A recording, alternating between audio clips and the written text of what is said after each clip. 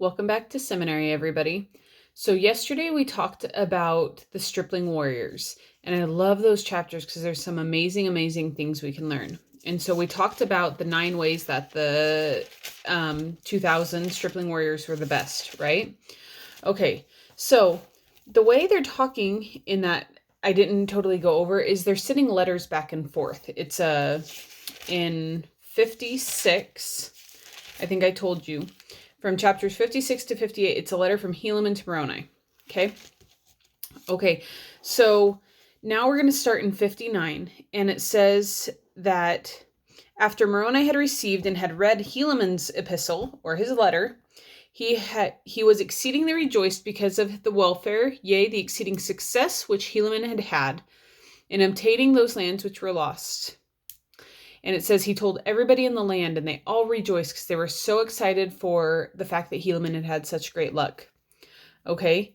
And then it says he also felt bad, though, because of everything he had gone through. And so he sends a letter to Pahoran, who is the chief judge over the land, and he resides in Zarahemla. And it's not a very nice letter. It's a really scathing letter. Okay?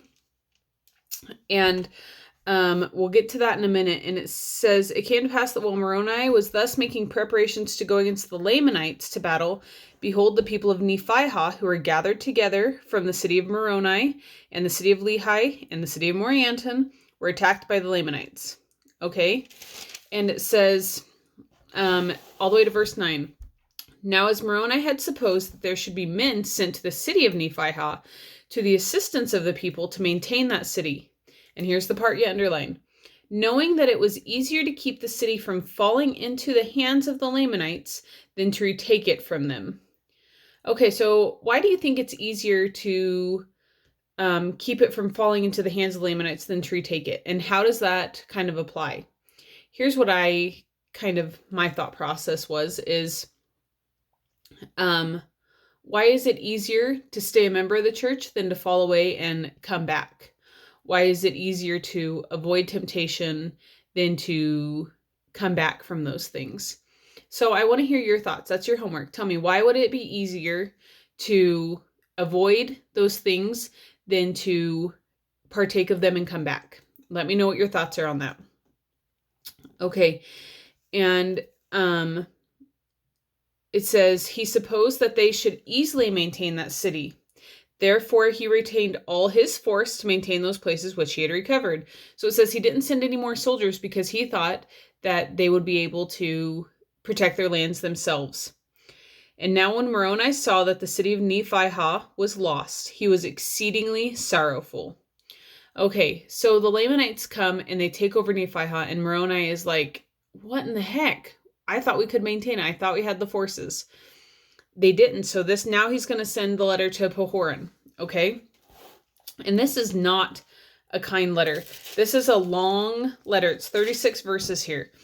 And he says in verse 3, I say unto you that myself and also my men and also Helaman and his men have suffered exceedingly great sufferings, yea, even hunger, thirst, and fatigue, and all manner of afflictions of every kind. And 5, it says, behold, great has been the slaughter among our people.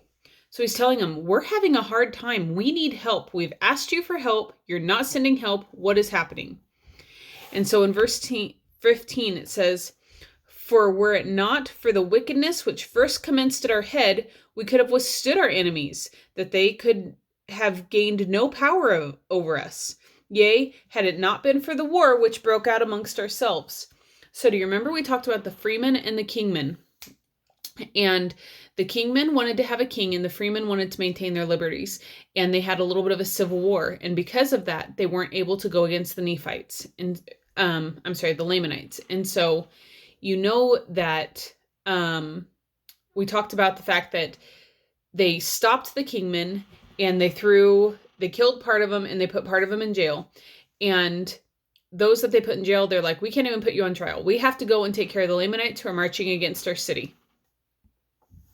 So the kingmen and the freemen were at war. Lamanites sent the people to jail, the kingmen to jail, and now they're going to go against the Lamanites, right? And this has all happened. So the kingmen are still in jail as this is all happening, okay?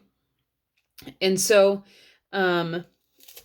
he continues in verse 16, if we had gone forth against them in the strength of the Lord, in verse 17, but behold, now the Lamanites are coming upon us, taking possession of our lands, and they are murdering our people with the sword, yea, our women and our children, and also carrying them away captive, causing them that they should suffer all manner of afflictions, and this because of the great wickedness of those who are seeking for power and authority, yea, even those kingmen.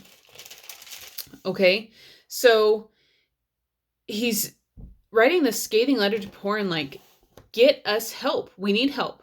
We had to deal with that to fight the Lamanites. If we would have not had to deal with that, we could have done it. And if you will just get us some help and get us provisions, we'll be okay. Okay. And so he starts telling him maybe the problem is that you're part of that group that's seeking for power. Maybe that's why you're not sending me help.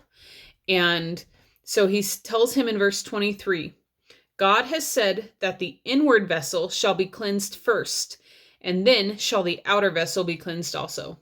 So it's saying you have to clean your own house before you clean somebody else's, is what it's telling you. Another way to relate to this is you've always heard, like on the airlines, if the mask drops down, you put the mask on yourself and then you put it on somebody else. You have to help and take care of yourself before you're capable of helping other people. And so that's another way to relate this, is you have to take care of your own inward perfections before you can be out there trying to critique others and tell others what to do. And if you have time to critique others, you need to look at yourself again, because there's something you got to fix. It's just the way that we go. So, Moroni sends the scathing letter to Pahoran, and Pahoran writes back. Okay, I highlighted these in the little summaries here. I highlighted at the beginning. For chapter 60, it says Moroni complains to Pahoran. For chapter 61, Pahoran tells Moroni. Okay, so that we can remember who's talking. It's a quick, easy way to look. And he says, Pahoran says in verse 2, I do not joy in your great afflictions, yea, it grieves my soul. But behold, there are those who do joy in your afflictions, yea, insomuch that they have risen up in rebellion against me, and also those of my people who are freemen, yea, and those who have risen up are exceedingly numerous. So Pahoran tells him, I want to send you help. I'm having another civil war here. We still have an uprising in Zarahemla. I don't know what to do. Okay? So, Pahoran actually tells him that they have kicked him out of Zarahemla. And it says, they have appointed a king over them, and he hath written unto the king of the Lamanites, in the which he hath joined an alliance with them. So the kingmen have not only kicked Pahoran out, taken over the city, they've appointed a king, and the king is now making a truce with the Lamanites, that they will have peace with them and kind of join with them. So this is a huge blow to the Lamanites. This is a bad, bad thing. And in verse 9, I love what he says here. And now in your epistle, your letter, you have censured me, but it mattereth not. He says, you ripped me up one side and down the other, but that's okay. It doesn't really matter. I am not angry, but do rejoice in the greatness of your heart. I, Pahoran, do not seek for power, only that to retain my judgment seat, that I may preserve the rights and the liberty of my people.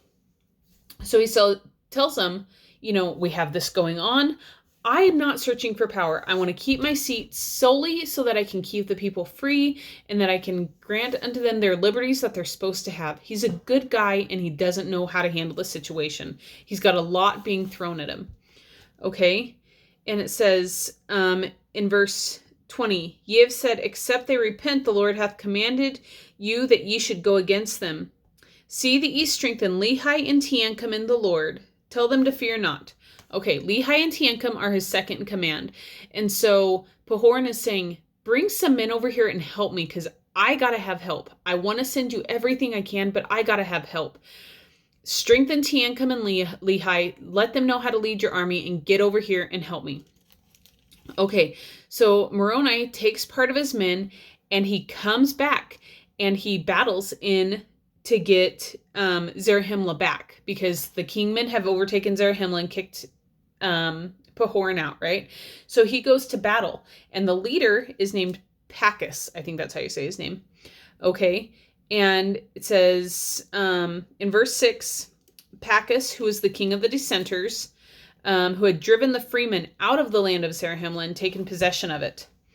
Okay, and in verse 7, it says, they did come to battle, and behold, this is verse 8, Pachus was slain, and his men were taken prisoners, and Pahoran was restored to his judgment seat. Okay, so they kill Pachus, and they kill part of the kingmen in the battle. And those that don't, they put in jail. And they're like, okay, time for trial now. So they put on trial the original group of kingmen and this group of kingmen. And it says they restored peace. The minute they get done restoring peace, Moroni gathers as many men as he can. And it says, I skipped a part, as he was marching to go help Pahoran, he was gathering men as he went for his cause. It said he raised his title of liberty, and he had all these men that gathered his cause and joined his army to go against Pachus to preserve freedom. Okay, so part of those men he now sends to Moroni, or to Helaman with, he sends to Helaman with provisions because the people are starving. They don't have enough men. They're really suffering. So they send all those provisions out to go and help Helaman. And it says when they did, they also, let's see here, verse 17. And when they had entered into the covenant, they sent them to dwell with the people of Ammon, and they were in number about 4,000. So this is all the captives, the Lamanite captives. They make them covenant not to fight Nephites anymore, and they send them to go with Ammon. And they send them to go with Ammon because you remember these are the people that won't take up weapons of war. Okay, so he sends them. And now he's going to go and he's going to reconquer Nephihah. Remember, it's easier to maintain than to reconquer. Now they have to go and reconquer it. And he's really smart. So the city is surrounded by a giant wall, and he goes, everyone's asleep. Let's climb the wall and see where they are. So he climbs the wall, and he sees that they're all asleep on one side of the city inside this fort, and he's like, okay, get ropes, make ladders. We're conquering them tonight. So they do that. They make all these ladders and these ropes overnight. They climb into the city and surround the Lamanites while they're sleeping. The Lamanites wake up and they're like, oh no. And so they start running away. In the meantime, as they're running away, Moroni and his army are following. As they're running, they meet Lehi and Teancum with his army. And so now the Lamanites are surrounded. And they push them down to the borders of water. And once they're in, they're surrounded. Okay, Ammoron, the king of the Lamanites, is with them. And it says they all went to sleep because they were all exhausted from the long day of fighting. And it says, everyone that is except Teancum, because he was exceedingly angry with Ammoron. This is verse 35 in chapter 62, okay?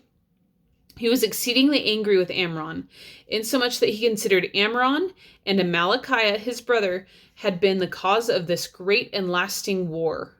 Okay, he's seen all the suffering that's come from this war, and he's like, you know what? I've had enough of this. So he sneaks into the Lamanite camp to kill Ammoron.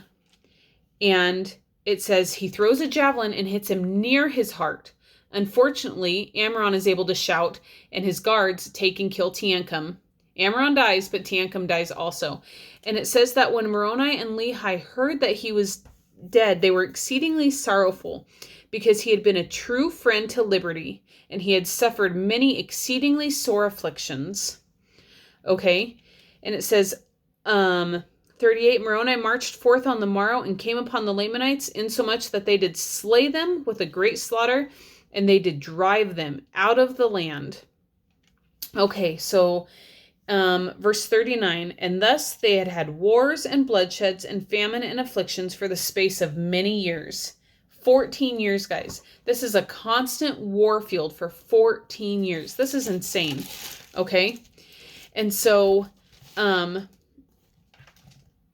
it said, it talks about the iniquity within the Nephites because the kingman came up, and it says there had been murders and contentions and dissensions and all manner of iniquity among the people of Nephi.